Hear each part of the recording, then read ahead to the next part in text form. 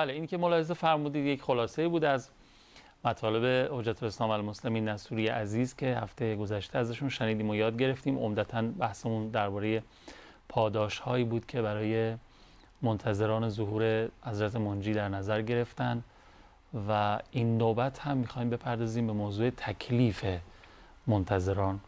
در واقع منتظری که میدونه قراره که چه هدیه‌ای بهش بدن و چه جایزه‌ای در انتظارش هست، خب حالا تمرکزش رو میذاره روی ادای تکالیف و وظایفش. حالا اون وظایف و تکالیف چیا هستن؟ آقا سلام عرض کردیم، خیلی خوش آمد. بسم الله الرحمن الرحیم. بنده هم عرض سلام و ادب دارم خدمت شما جناب آقای قوامی و همه بیننده ها و عوامل برنامه‌تون. انشالله که بتونیم با بیان اینجور مطالب خودمون عامل به این دستورات و برنامه ها باشیم انشالله. الهی آمین انشالله. دست شما درد نکنه. یه چیزی که توی هیئت ها، ما بچگی با ما رو برد توی هیئت ها با چیزای خوبی آشنا شدیم. یکیش این بود که حسینیا، امام حسینیا سینه زنا گریه کنه. همه آرزوشون اینه، میگن آقا ما اگه مردیم اون دنیا، حالا ما نمیدونم بهشت و نمیدونم حالا حوری و فلان، اینا هیچی نخواستیم، چیزایی که برای مؤمنین در نظر گرفته شده تو قرآن آیات و روایت آمده. ما رو فقط ببرید پیش امام حسین، ما تو خیمه امام حسین باشیم، ما هم کلام و هم صحبت امام، بهشت ما امام حسین، هیچ چی دیگه نمیخوایم، فقط امام حسین. این پاداش که شما هفته قبل فرمودید که اما اولیش هم بود که خیلی دل منو برد و دل بچه هیئتی‌ها رو که تو خیمه امام بودن رو نصیبش میکنن. این خیلی دلنشین و دلچسبه. حالا ما چی کار بکنیم و چه وظایفی رو باید انجام بدیم که این مهم، این چیزی که آرزومونه. حالا توی این هیئت‌ها مساجد میگم از بچگی بزرگ شدیم و خیلی دلچسبه برامون این اتفاق بیفته. الان با چه امید آرزو از همه جای دنیا عاشقای امام حسین خوش میرسونن کربلا، برن تو بغل امام حسین، اینا دوست دارن اون دنیا اتفاق براشون بیفته. تبیینش باشم. من قبل از اینکه به سوال حضرت عالی اشاره کنم، پیشنهاد میدم به بیننده های فریختتون که کتابی هست به نام مکیال المکارم مال مرحوم آیت الله موسوی اصفهانی که البته بیشتر بحث آثار و فواید دعا رو داره مطرح میکنه. اون جلد دوم ترجمه فارسیش 80 وظیفه برای شیعه میاد مطرح میکنه.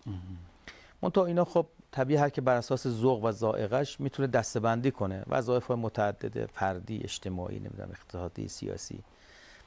ولی بعضی از استان‌ها وقتی که من میرم از من میپرسن آقا ما بین محفل خانوادگی خودمون مکیال خانی داریم.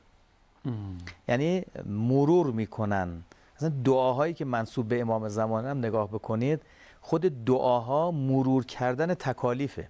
بله. یعنی خود این اذکار چه زیارت آل یاسین گرفته، دعای عهد گرفته، دعای ندبه گرفته، این دعایی که منسوب به امام زمان علیه السلام هست همش به نوعی تکالیف انسان رو داره هی مرور میکنه. بله. لذا پیشنهاد میدم اون کتاب مکیال المکارم رو در کنار کتاب‌های اصلی خودمون که قرآن هست، مفاتیح هست، نمیدونم صحیفه سجادی هست، نهج البلاغه هست، اینو دنبال بکنیم. یعنی ما به عنوان یک انسان منتظر واقعا یک منشوری داریم و تو اون منشور وظایف همه ما نوشته شده. این بشه سند ما در ارائه برنامه‌های خودمون اینجا دنبال بکنیم. لذا خیلی به انسان کمک میکنه و تلنگرهایی برای انسان داره که وظایفش رو بتونه دنبال بکنه. این مهماندار بزرگوار تو هواپیما که هست، شما 10 بار در روزم مسیر رو برید و بیاید، این یه تکلیفش اینه که میگه این کارو بکنید، این کارو بکنید، کمربند اینطور بکنید، مثلا نمیدونم ماسکتون رو اینطور ببندید. شاید طرف هر دفعه بره بیاد براش عادی باشه. چرا اینها رو میگه؟ میگه تکلیف و برنامه‌های بنده اینه که به شما تذکر بدم که هوشیار باشید، هشدارتون نسبت به این قضیه جدی است. لذا مرور خیلی از اینجور مسائل نشون دهنده یه تکلیف ماست. به بقیه چه اشکالی داره انسان بتونه اینها رو تکرار کنه و اینها رو بگه. و مهم بودن اون موضوع تذکر. بله. اصلا بعضی موقع خیلی از اتفاقات میفته انسان دچار غفلت میشه چون تکالیف خودشو مرور نمیکنه. الان تو جامعه ببین مثلا میگم نسبت به قوانین راهنمایی رانندگی، بنده و خیلی از افراد دیگه میبینید تو هر صنفی باشه قانونگریزی ناخواسته انجام میده، ولی هر دفعه اگه این قوانین مرور بشه برای فرد، تذکر داده بشه، عقابش گفته بشه، جریمه‌هاش گفته بشه، این خیلی بازدارنده است. و از اون ور اگه تکالیف گفته بشه طرف خیلی رعایت میکنه. خیلی از مسائل رو انسان بر اساس معیارها و تکالیف رعایت میکنه، به خصوص جایی که احساس کنه شاهد ناظر جدی بر اون قضیه وجود داره. مثلا مغازه‌های میگه دوربین میگه هست، حواستو بله، جمع بله. کنی. لذا در تکالیف، حالا من چند بخش تقسیم میکنم. یه چیز تکالیف عام هست، یک سری تکالیف خاص هست. یعنی چی؟ حالا عام نه این که بگیم حالا وظایف عامه بگیم خب همه باید انجام بدن، وظایف خاص تو انسان منتظر. نه، انسان منتظر همه رو باید انجام بده. اما تو وظایف عام یه چیزایی مثل شناخت به امام زمان علیه السلام، خب این همه باید بریم سراغش. یه موقع نه، وظایف خاص یعنی من روحانی، من کشاورز، من استاد دانشگاه، من متناسب با اون جایگاه و شغل خودمون یه وظایف خاصی هم تعریف شده است. علاوه بر اون وظایف علاوه بر عام، اونها، یه چیزی اضافه تر. یه چیز کلانتر از باز اینا داریم ما. نکن یک سری امور واجب بر ما، یه سری امور باید ترک کنیم. خب ترک باید بکنیم. یعنی اینو من به عنوان یک مسلمان در هر دوره‌ای که باشم باید انجام بدم. یعنی اینا وظایفی است که به من هست و من باید انجام بدم. مثل این میگم وارد دین نمیشم، میگه اشکال نه، لا اکراه فی الدین. درست. ولی وقتی وارد دین شدی الزاماتی برات هست و اینها رو باید رعایت بکنی. یه وظایفی برات مشخص میکنه، بر اساس او بهت نمره میدن، امتیاز میدن، ارزش یابیتون رو میکنن نسبت به این قضیه. لذا تو فضای عام مهمترین شناخت به امام، معرفت به امام، قبلا خیلی صحبت کردی پیرامونین. ولی یه روایتی از امام صادق بخونم. حضرت میفرماید امامتون رو خوب بشناسید، شناخت به امامتون باید خیلی دقیق باشه. اذا عرفت لم یضرک تقدم هذا الامر او تأخره. آقای قوامی، خیلی از جامعه منتظر امروزی مثلا میرن دنبال مثلا الان ظهور نزدیکه، ظهور دیره، این مصداق علائم هست نیست. ببینید میگه بابا تو وظایف تو انجام بده، زود شدن و تأخیر افتادن نسبت به امر ظهور حضرت مهدی تأخیر بیفته، جلو بیفته، زود بشه نشه، نسبت به شناخت تو هیچ خللی ایجاد نمیکنه. تو شناخت رو داشته باش. حالا شاید ظهور 1 سال دیگه باشه یا میخواد 1000 سال دیگه باشه. یعنی این تقدم و تأخری که نسبت به این قضیه هست تو حواستو جمع کن. حتی جالبه امام میفرماید که این دعای معرفت رو میگه از خدا بخوا، این شناخت رو بهت بده، شناخت رو داشته باش. اگه ظهور در زمان عمرت اتفاق افتاد الحمدلله، نشد تو تلاش تو کردی، تو چیزی از دست ندادی، تو امامتو خوب شناختی. لذا اون دعای معرفت که 3 گام داره میگه از خدا بخواد، از خدا طلب کنید که شناخت خودشو بهت بده، تو مسیر داشته باشه. اللهم عرفنی نفسک فانک ان لم تعرفی نفسک لم اعرف نبیک. یه گام. گام دوم اللهم عرفنی رسولک فانک ان لم تعرفنی رسولک لم اعرف حجتک. اللهم عرفنی، این همش از خدا ها، از خدا با طلب کنی اینا. اللهم عرفنی حجتک فانک ان لم تعرفنی حجتک زللت عن دینی. یعنی تازه انسان تازه میرسه به اول دین. آره. که عقایدش، احکامش، اخلاقش ببین چقدر منطبق با این قضایا هست. حتی داریم باز دعای دیگه ای از امام صادق داریم، میگه این سخته، به خصوص دوران غیبت. لذا میگه دعای غریق رو خیلی توجه کنید. انسانی که داره غرق در خیلی از مسائل میشه، میگه میخوای نجات پیدا بکنی از خدا بخوای. یا الله و یا رحمان و یا رحیم یا مقلب القلوب ثبت قلبی علی دینک. یعنی این نگاه رو انسان داشته باشه که معرفت به امام براش مهمه. چون من یه بار یه بنده خدا تو این کرونا خیلی از دنیا رفتن، عزیزان از دنیا رفتن، خدا همه رو رحمت کنه انشالله. ایشون کرونا گرفته بود، بعد به خاطر تنفسش یا غذا دادن این حلقومش رو یه مقداری لوله گذاشته بودن، غذا از اینجا و داروها از اینجا میذاشتن. بعدشون مرحوم شد تقریبا شب فکر میکنم 5م 6م بود. من ایشونو در خواب دیده بودم، بعد نگران بود. ایشون کسی بود که خیلی مؤمن، متدین، شخصیت بزرگوار. بعد گفت میدونی من نگرانیم چیه؟ گفتم چیه؟ چرا ناراحتی و دنیا؟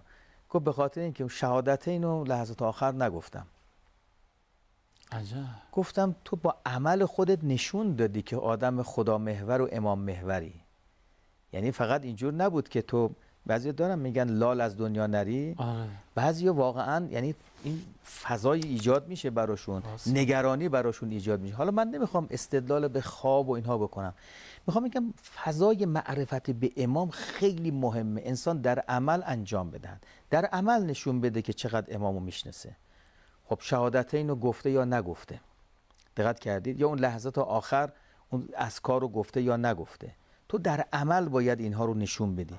من یادمه در تو مقتل بعضی از یاران امام حسین رو وقتی که نشون توضیح داده میشه، چون شما از امام حسین در ابتدا فرمودید، واقعا این دلهای انسان روشن میشه. یعنی واقعا ان الحسین مصباح الهدی، واقعا همینطور. هر کی سوار اون کشتی بشه انشالله نجات پیدا میکنه.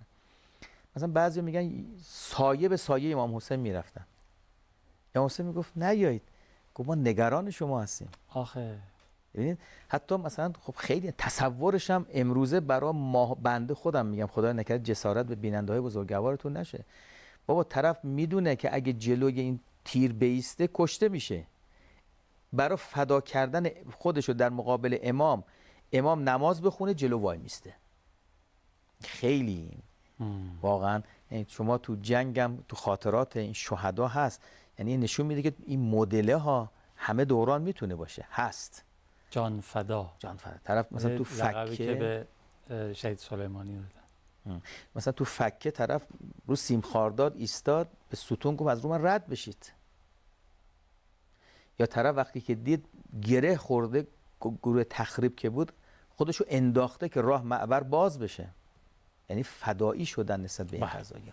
لذا اینجا هم همینه، فدایی شدن ما رو کسانی است که یعنی انقدر خوب بشناسه امام خودشو، امام شاهد ناظر بر رفتار و اعمال خودش ببینه و این وظیفه خیلی مهمی است. خیلی ممنونم. حالا راجع به این شناخته نسبت به امام زمان نکته به نظر اومده ما یه فاصله بگیریم، در خدمت شما هستم. یه عرض ادبی داشته باشیم محضر امام زمانمون، ان شاءالله که مشمول دعای خیرشون و نگاه پرمهرشون هم باشیم. از ما راضی باشن بابت این مباحث و لبخند رضایتی روی لبانشون بنشینه. دنیا آخرت برای ما بسته. عرض ادبی بکنیم و برگردیم. بسم الله. اللهم صل علی محمد و آل محمد و عجل فرجهم. اولین مورد از مواردی که درباره تکلیف منتظران هست، تکلیف عام منتظران رو فرمودن شناخت امام زمان.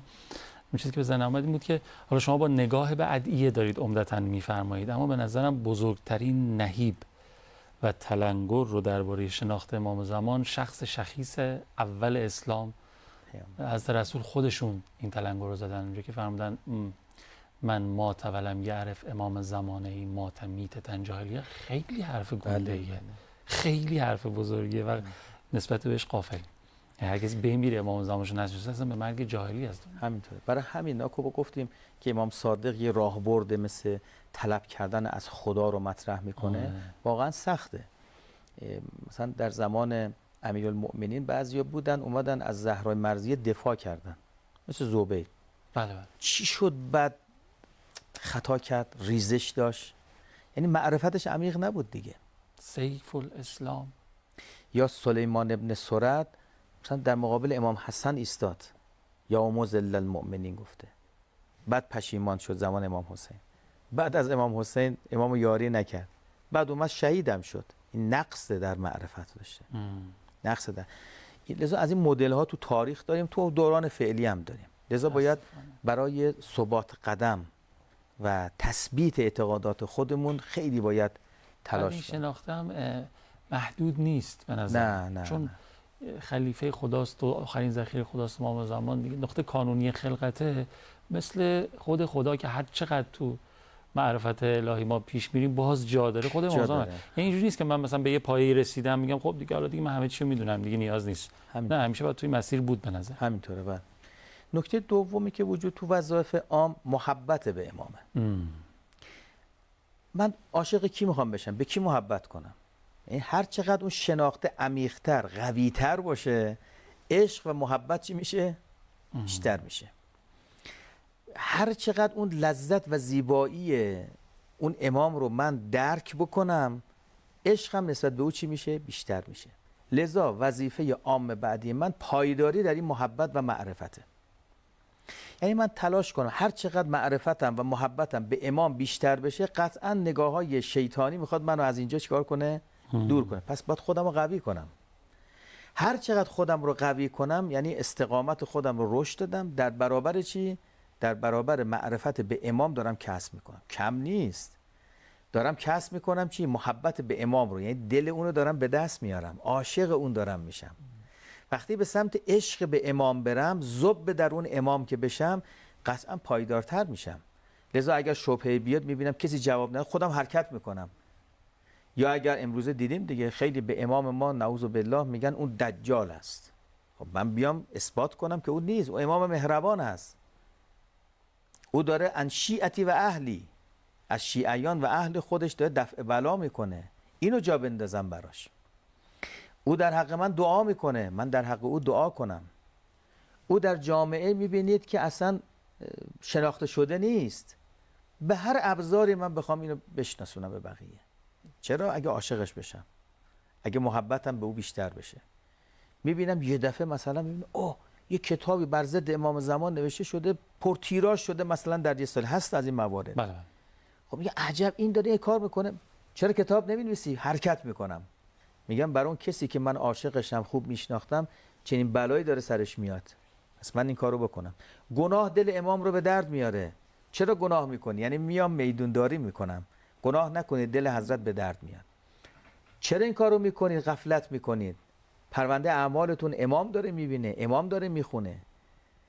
رضا این پایداری در محبت خیلی خوبه. رضا انسان میاد تو گام بعدی، وظیفه عام بعدی چیه؟ پرهیزگاری و رعایت قواعد الهی است. یعنی هر چقدر من توحید محور بشم، امام از من راضیه. هر چقدر نگاه توحیدی رو در جامعه حاکم بکنم، یعنی روح حاکم بر تمام شؤونات زندگی من توحید محوری است، امام لذت میبره. چرا؟ چون امامه که راه معرفت به خدا رو برای ما هموار میکنه. و ما خلقت الجن والانس الا لیعبدون. اون مقام عبودیت و بندگی راهبر من کیه؟ امامه. امام میخواد من این مسیر رو طی کنم و این مسیر رو برم. لذا چه چیزی منو این مسیر فاصله میندازه؟ خب همون گناهانی که خدا به من پرهیز داده. لذا باید اینجا رعایت اون قواعد و قوانینی بکنم که خدا از من خواسته. برای همینه میگن امام عین الله هست، اذن الله، باب الله، خلیفت الله، همه چیز خدا روی زمینه. چون میخواد تو اون مسیر. حتی اصلا اون روایتی که شما از پیامبر خوندید نشون میده شرط اسلام واقعی چیه؟ شناخت امامه. چه چیزی این شناخت رو از من میگیره؟ گناه میگیره. من این سه موردی که فرمودید یه مثال به ذهنم رسید، فکر کنم همش توش خلاصه شه. بله. این که فرمودید معرفت و عشق و محبت و بعدش گناه نکردن، پرهیز از گناه. می‌دونید عشق به امام زمان برعکس عشقای دنیایی، قالب عشقای دنیایی. عشقای دنیایی مثلا آدم یه چشم و ابرویی می‌بینه، یه جمالی، یه رخساری، یه چه می‌دونم صدایی، تیپی، حالا غالبا دیگه اینجوری می‌بینه، آدم دلش میره، بعد مثلا عاشق میشه. بعد که یه معرفت به تعبیر شما حالا شناخته که بیشتر میشه، کم کم میخوره تو ذوقش. که بابا این اونی که من فکر می‌کردم نبودا. ولی امام زمان نه. هرچی بیشتر میشه باز عشق بیشتر میشه. یعنی معرفت و عشق با هم. خب حالا عشق که بیشتر میشه، مثل همین عشقای دنیایی که اون اوایلش اتفاقی میفته، حواسم هست اون ادکلونی که اون دوست نداره نزنم، اون رنگی که اون دوست نداره نپوشم، اونجوری که اون دوست نداره حرف نزنم، چرا خوشش نمیاد. حالا تو عشق اونجا هم همین، خواه‌ناخواه میشه دوری از گناه. اونجوری که اون دوست نداره من حرف نزنم، اون رفتاری که دوست نداره، اینا همش جمع میشه اونجا. همینطور. لذا اصلا انسان اگه تو این مرحله برسه، تمام هم و غمش اینه که همونجوری که فرمودید ادکلون و اینا رو مثال زدید، چه چیزی اینو خوشحال میکنه؟ اون انجام. میگه دستگیری از فقرا. این بحث مهدویت که میگیم اینجوری نیست که من فقط دعا ندبه بخونم یا ابن الحسن بگم. یعنی اعمالی انجام بدهم ولی خدا چی بشه؟ خوشحال بشه. اصلا بار امام رو ورداریم، نه اینکه بار بر امام بشیم خدای ناکرده. دستگیری از فقرا بکنم، دستگیری از مستمندان بکنم. لذا این وظایفی که ما میگیم عامه، یعنی عملا همین. تو شما تو ویژگی یاران امام زمان میگن فلیعمل بالورع. یعنی چرا نگفته تقوا؟ میگه ببین تو این مرحله رو باید برسی، تقوا داشته باشی، نزدیک گناه نشی. ورع یعنی بالاتر از تقوا، یعنی با تقوا تو نش بدی تو جامعه. یعنی مثل خودتو باید در جامعه بیشتر کنی. یعنی آدمایی که یار شد، تو یار شد، بله مقام متقی برسی، تقوا ایجاد بشه برات، یعنی تو یار حضرت شدی. اما میگه انتظارم اینه وظیفت فلیعمل بالورع، یعنی در جامعه عدالت تو، این نگاه تو نشر بده. اگر رسیدی در یه جامعه پر از گناه هست، ناامید نشو، همرنگ اونا هم نشو. همرنگ اونا نشو، یه کاری بکن. میبینه اون جامعه دچار یک ارزشی شده که فکر میکنه در مسیر درست قرار خطا داره و درستش کن. نشین بعضی موقع مثل تو سرما که میشینی ها، اینجوری نیست که تو سرما بشینی که حالا کی آفتاب طلوع میکنه من گرم بشم، یا کسی پیدا میشه بیاد به من و مثلا لباس به من بده من گرم. نه، خودت باید یه کاری بکنیم. این بعد جالبه فلیعمل بالورع و محاسن اخلاق. این محاسن اخلاق چیه؟ یعنی خودتو مزین کن به اون اخلاقی که امام ازت راضی است. بله. لذا اینجا خیلی نکات مهمی است. من تو مسائل اخلاقی و رفتاری باز خیلی جای حرف داره. یک کتابی رو استاد محدثی داره، اخلاق و اوصاف یاران امام زمان علیه السلام، که اونجا دقیقاً مطالبی که یک فرد از نظر مهندسی رفتار خودش باید رعایت بکنه. حالا چیه مگه؟ خیلی چیز